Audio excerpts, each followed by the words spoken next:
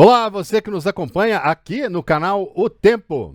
Nós separamos para você os melhores momentos de O Tempo News desta semana. Então, fique com a gente e saiba os principais fatos e análises que movimentaram a semana. É só continuar aqui. Já estão valendo as novas regras para tirar a CNH, Carteira Nacional de Habilitação. O governo federal lançou oficialmente hoje as mudanças em cerimônia com o presidente Luiz Inácio Lula da Silva e os ministros dos Transportes, Renan Filho. O objetivo das medidas, segundo o Ministério dos Transportes, é tornar mais barato e menos burocrático o processo, para que jovens consigam tirar a carteira de motorista. As normas foram aprovadas pelo CONTRAN e são inspiradas em modelos de países como os Estados Unidos, Reino Unido, Canadá e também Austrália. E durante o evento de lançamento, o presidente Lula afirmou que as medidas beneficiam muitos também os profissionais que precisam da carteira de habilitação para trabalhar no dia a dia. Nós estamos anunciando, não é apenas o barateamento. Nós estamos oferecendo às pessoas mais humildes o direito de serem cidadãos de primeira categoria, respeitado na sua plenitude, nos direitos que eles têm que ter e, ao mesmo tempo, passando garantia para os usuários do trabalho que eles fazem, de que eles vão ser profissionais agora muito mais preparados, com mais responsabilidade, porque eles agora estão totalmente legalizados para exercer a função de motorista. Imagina você se um companheiro desse vai entregar uma comida ou mesmo aquele motoboy que vai carregar um passageiro e ele não tem a carteira e ele tem um acidente e mata alguém. O prejuízo que essa pessoa vai ter por ter tido um ato de irresponsabilidade, que muitas vezes não era nem irresponsabilidade, porque se custava R$4.000 para tirar uma carteira, quem é que tem R$4.000? Pois é, o presidente ainda adiantou que prepara um programa popular de financiamento de motos. Uma coisa que a gente quer fazer é baratear o financiamento de uma motozinha para que os entregadores tenham o direito de ter uma moto, de preferência elétrica, para economizar a emissão de gás de efeito estufa. Nós estamos atrás, pode ficar certo que é uma loucura nossa. Alckmin, eu, o Rui Costa, o Boulos, está todo mundo tentando encontrar um jeito de financiar. E é possível financiar baratinho. É possível financiar. Esse é o nosso próximo compromisso. Eu não sei se vai dar para a gente anunciar ainda até o final do ano, mas estamos trabalhando para isso. Porque aí você vai trabalhar não pedalando. Porque sabe qual é a enganação do cara que fala, eu vou de bicicleta?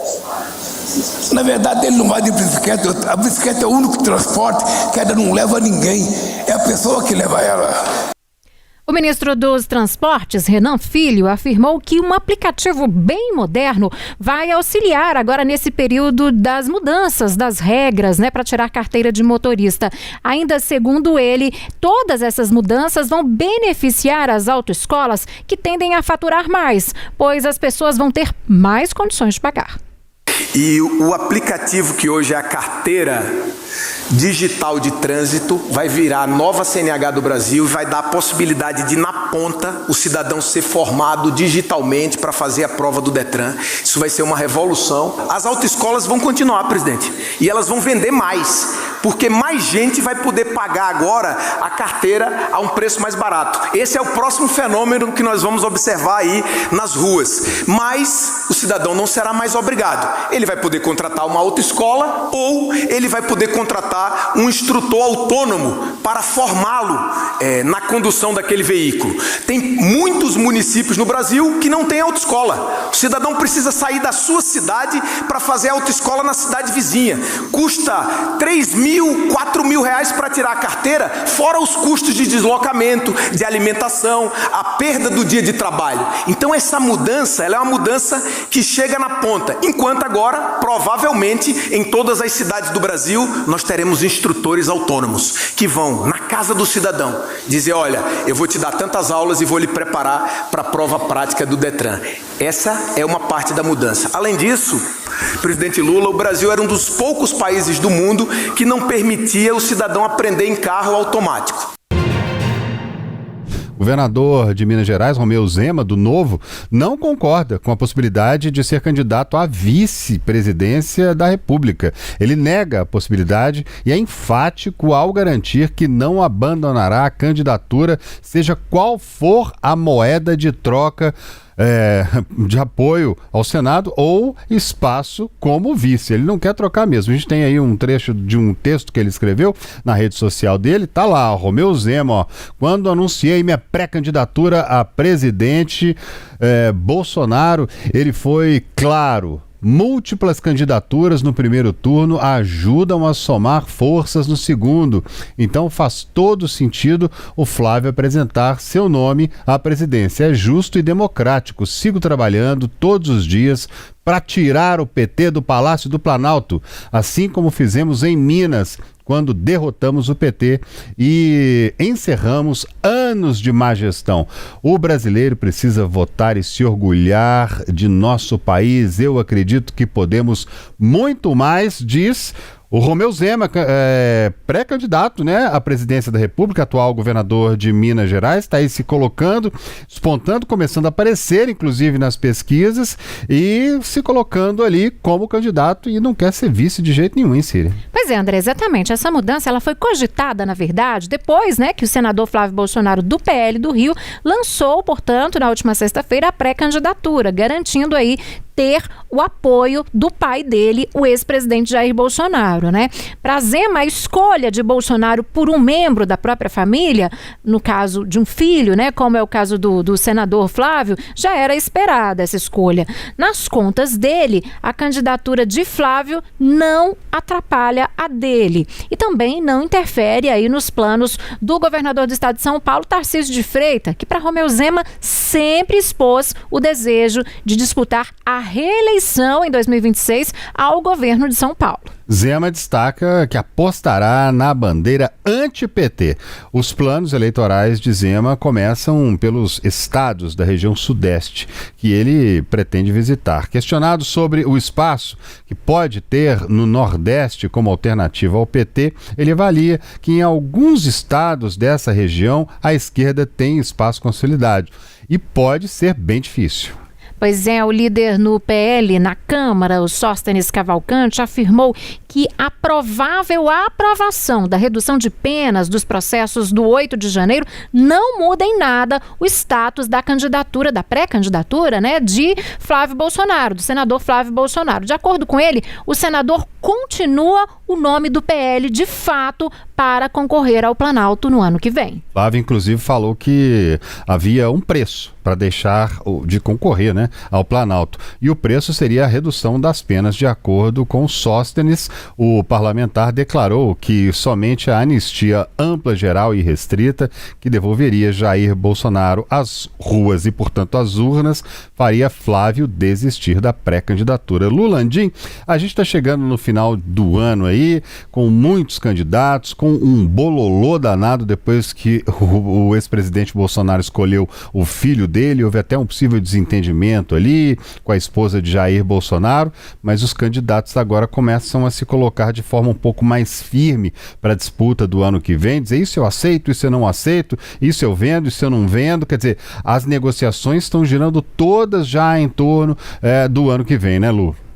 Exatamente, a gente fala de candidatos se colocando de forma mais firme, citando também outros pré-candidatos que já estão colocados, né? Principalmente esses da direita, porque a gente não esperava ainda para 2025 esse anúncio oficial de que o escolhido de Jair Bolsonaro seria tal pessoa. Nesse caso foi Flávio Bolsonaro, como anunciado pelo próprio senador. Isso era uma expectativa para acontecer mais em 2026. Enquanto isso, a gente já tinha pré-candidatos tentando cacifar algum espaço ali nesse grupo da direita, como, por exemplo, o governador Romeu Zema, o governador também Ronaldo Caiado. A gente tem também Tarcísio de Freitas, que é governador de São Paulo, mas que vinha sendo ventilado como possível favorito de Jair Bolsonaro, em uma posição que sinaliza também ao centrão e não somente à direita. Então, tudo isso já vinha sendo debatido, enquanto na esquerda esquerda, a gente tem uma opção que vem se viabilizando, que é a possível a possível tentativa de reeleição do presidente Lula para um quarto mandato à frente do Palácio do Planalto. Tudo isso começa a se desenhar melhor a partir de agora, especialmente quando Flávio Bolsonaro se coloca em uma posição de negociação, de discutir o que pode ser feito, de que forma ele pode caminhar com essa pré-candidatura que anunciou. Tudo isso vai ser feito a partir de agora, vai tomar novos rumos, essas articulações vão ficar mais densas, mas um desenho realmente de como deve ser esse jogo eleitoral a gente deve ter realmente em 2026 e como a gente vem repetindo muito aqui no programa nos últimos dias, porque esse é o assunto que se impõe, isso deve acontecer mais perto ali do mês de julho, do mês de agosto. A gente lembra que julho é o mês em que as convenções partidárias acontecem, agosto costuma iniciar ali a campanha eleitoral, que é quando esses candidatos,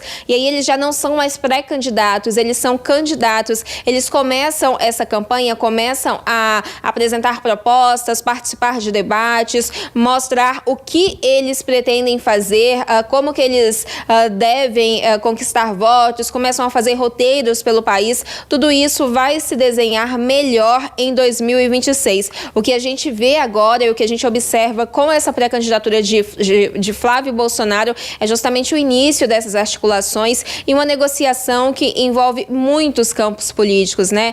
Especialmente nele, envolvendo esse caso de Flávio Bolsonaro, especialmente envolvendo a direita, envolvendo o centrão. Tudo isso vai ser assunto de muito debate, de muita negociação ao longo de 2026.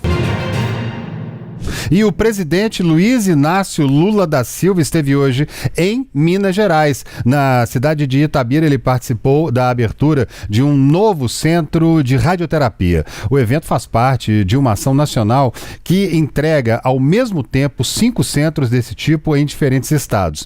Além de Minas, Goiás, Maranhão, São Paulo e também Espírito Santo. Já em Belo Horizonte, Lula participou, da etapa mineira da Caravana Federativa, iniciativa do governo federal voltada para aproximar União, estados e municípios na implementação de políticas públicas. Círia Cacheta. Exatamente, André. Esta é a 8ª vez que Lula visita Minas Gerais só neste ano. Ele destacou que a expansão da rede de tratamentos representa aí um passo importante para tornar o atendimento mais justo e moderno em todo o Brasil. Pois é, além da inauguração, o governo federal anunciou mais de 314 milhões de reais para reforçar a saúde pública no estado de Minas Gerais, incluindo novas policlínicas em diferentes cidades, 3 centros de reabilitação e 34 unidades odontológicas móveis. O governador Romeu Zema acabou não participando do encontro e foi criticado pela ausência pela ministra Gleisi Hoffmann. Sempre nós comunicamos todas as autoridades do estado e da vinda do presidente Lula e todos são muito bem-vindos aonde o presidente estiver. Se não quer vir, paciência, não tem problema nenhum. O importante é dizer que o governo federal trata todos os entes federados de maneira igual, porque trata o povo desses estados e desses municípios. E nós temos ajudado muito Minas Gerais.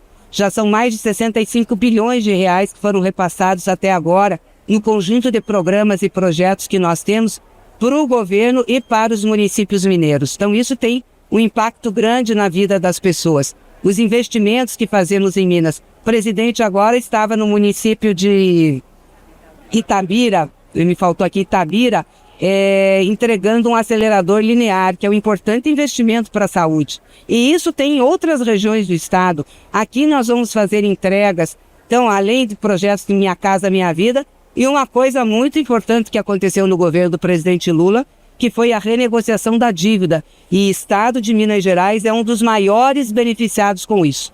Se nós olhássemos para a política, pelo comportamento errático do governador e até desrespeitoso com o presidente, obviamente nós não faríamos isso, mas a gente olha para o povo mineiro e sabe da importância desse estado para o Brasil. E o presidente Lula tem um carinho imenso por Minas.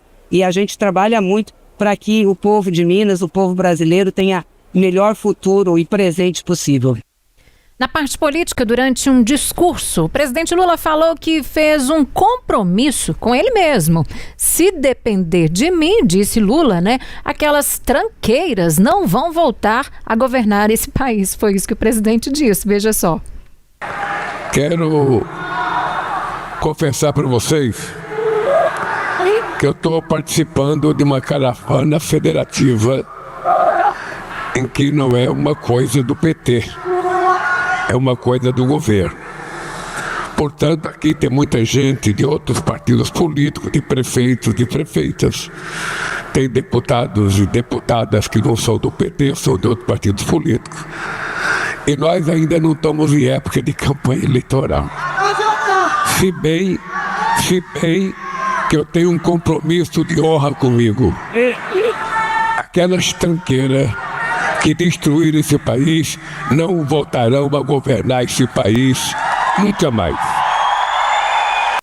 E, gente, em uma entrevista cedida à TV Alterosa, que gentilmente cedeu as imagens, Lula foi questionado sobre o projeto de lei da dosimetria e disse que não costuma interferir nas discussões do Congresso. Segundo ele, se o texto for aprovado, aí sim, o governo vai decidir se haverá veto ou não.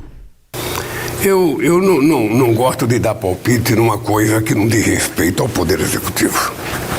É uma coisa pertinente, sabe, ao Poder Legislativo. Eles estão discutindo, tem gente que concorda, gente que não concorda. Ele foi condenado a 27 anos e 3 meses de cadeia, sabe, porque ele tentou fazer uma coisa muito grave. Ele não fez brincadeira. Ele tinha um plano arquitetado para matar a mim, matar o Alckmin, matar o Alexandre de Moraes. Ele tinha um plano para explodir um caminhão, sabe, no aeroporto de Brasília. E ele tinha um plano de sequestrar o poder, já que ele perdeu as eleições. Então, veja, o Congresso Nacional, a discussão agora vai para o Senado, sabe? Vamos ver o que vai acontecer. Quando chegar à minha mesa, eu tomarei a decisão. Lula ainda reforçou em Minas Gerais que o diálogo entre os poderes precisa ser respeitado, mas que o Executivo sempre fará a avaliação final quando o projeto chegar de fato à mesa presidencial. Pesquisa Genial Quest, divulgada hoje, sobre o que pensam os deputados federais, revela uma piora na avaliação do presidente da Câmara, Hugo Mota, que perdeu prestígio entre os colegas. A avaliação positiva do Mota recuou 13 pontos percentuais, de 68% no último levantamento em junho para 55% agora, no mês de dezembro, esse último mês do ano. Vamos ver na tela aí o que a gente tem de informação para a gente trazer para o pessoal. Tem tem uma arte ali com esse levantamento do Lula e do Hugo Mota. Falando agora ali, do presidente Lula, o presidente Lula registrou, André, uma recuperação entre os parlamentares. E na avaliação, portanto, sobre as chances de reeleição no ano que vem, na pesquisa anterior de junho, 46% tinha uma avaliação negativa e 27% positiva.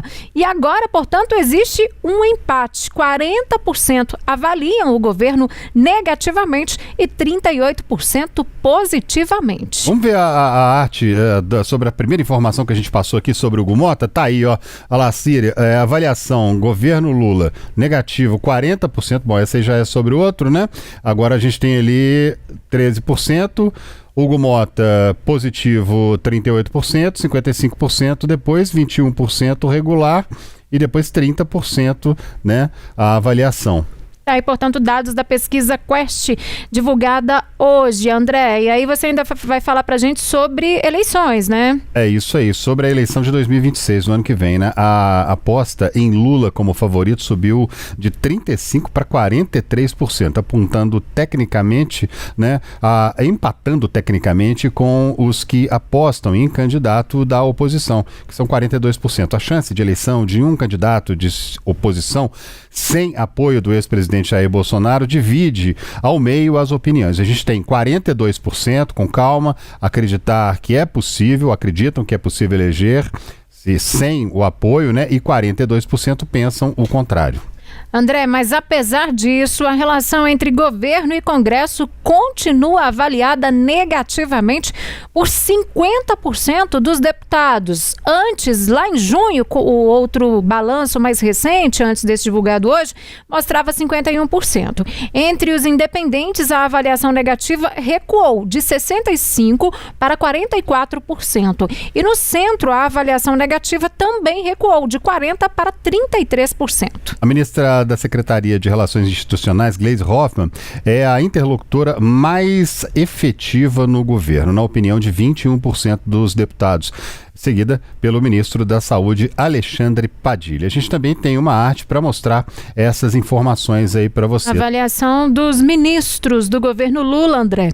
Olha lá, olha, bem ali em cima aparece Geraldo Alckmin, né? Quando a gente pensa ali em saldo positivo, ele aparece no topo, né, dessa avaliação positiva com 59%, 18% regular e 20 como negativo ali.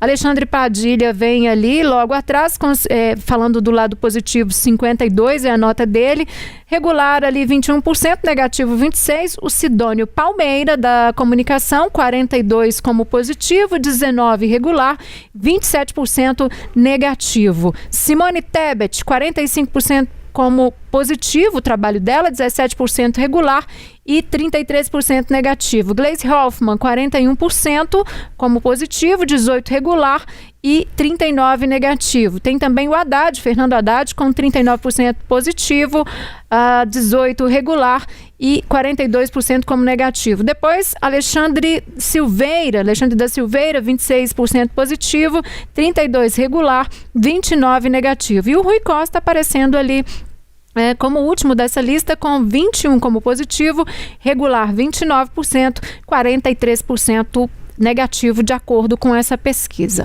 Também foi perguntado sobre uma escala de posições políticas e em qual grupo os parlamentares se encaixavam. 25% de direita não bolsonarista, de acordo com os dados, 24% independentes, 21% bolsonarista, 20% lulista, 9% esquerda não lulista e 1% não sabem ou também não quiseram responder. E ainda 32% se consideram de governo, 28% independentes e 35% de oposição. Só lembrando que a gente está falando aí de uma pesquisa feita com deputados federais. Pois é, esse levantamento perguntou sobre os planos dos congressistas para 2026 e constatou que 83% pretendem se candidatar à reeleição como deputado, 6% pretendem concorrer a outro cargo e 4% não planejam candidatura. A pesquisa foi feita entre os dias 29/10 e 11/12 agora de dezembro, com entrevistas presenciais e também online. Foram ouvidos 167 deputados, 33% do total, de todas as regiões do Brasil. A margem de erro é estimada de 7 pontos percentuais, Cira Cacheta. Pois é, André, para nos ajudar a analisar aqui os dados desta pesquisa, nós convidamos o advogado com atuação em direito público, secretário-geral adjunto da Academia Brasileira de Direito Eleitoral e também político, Wenderson Advíncula Cerqueira. Boa noite para você, Wenderson. Primeira pergunta que eu te faço, pronunciei seu nome todo corretamente? Só errou o último nome, que é Siqueira, mas o resto foi certinho. Tá feita a correção, portanto. Bem-vindo aqui ao Tempo News, obrigada por estar conosco. E agora sim, eu queria entender de você, na sua avaliação, o que essa pesquisa traz de apontamento pra gente que pode refletir já nas eleições de 2026. Primeiramente, uma boa noite a todos. Eu costumo dizer o seguinte, que em política existem duas regras que para mim são muito absolutas, principalmente nesse momento que a gente está vivendo, né, de final de ano, já preparando para um ano eleitoral. A primeira delas é o que manda na política, é o imponderável. Né? Quando a gente pega os dados de pesquisa e avaliação, né, a gente sempre tem aquela subida, aquela descida, e isso daí se dá exatamente com situações que são imprevisíveis, né? Fatos que acontecem que não se pode prever. Né, isso daí acaba sendo levando, direcionando praticamente todas as avaliações de governo. Há também, principalmente o Brasil, a América Latina é muito dependente da economia externa, então são vários fatores que levam a essa oscilação de avaliação. No entanto, talvez o dado mais importante para agora é a outra frase também famosa na política, que diz o seguinte: mais importante do que a vitória é a expectativa de vitória. Então, quando a gente percebe essa mudança de avaliação do governo, principalmente agora dos deputados, ela se dá num momento talvez importante de costuras políticas, já para poder pensar nas avaliações do ano que vem, e isso daí acaba sendo extremamente importante para o cenário que vai se constituir para o ano que vem, das alianças, coisas já começam a se aprofundar, né? Então acho que esses dois talvez elementos que seriam talvez o mais importante aí de uma avaliação de uma pesquisa. Está muito cedo ainda, né? Muita coisa ainda vai acontecer, há uma completa indefinição ainda da direita, né, sobre quem vai ser o candidato. Então, assim, há muita água ainda para poder rolar. E por hoje é só. Até a próxima semana.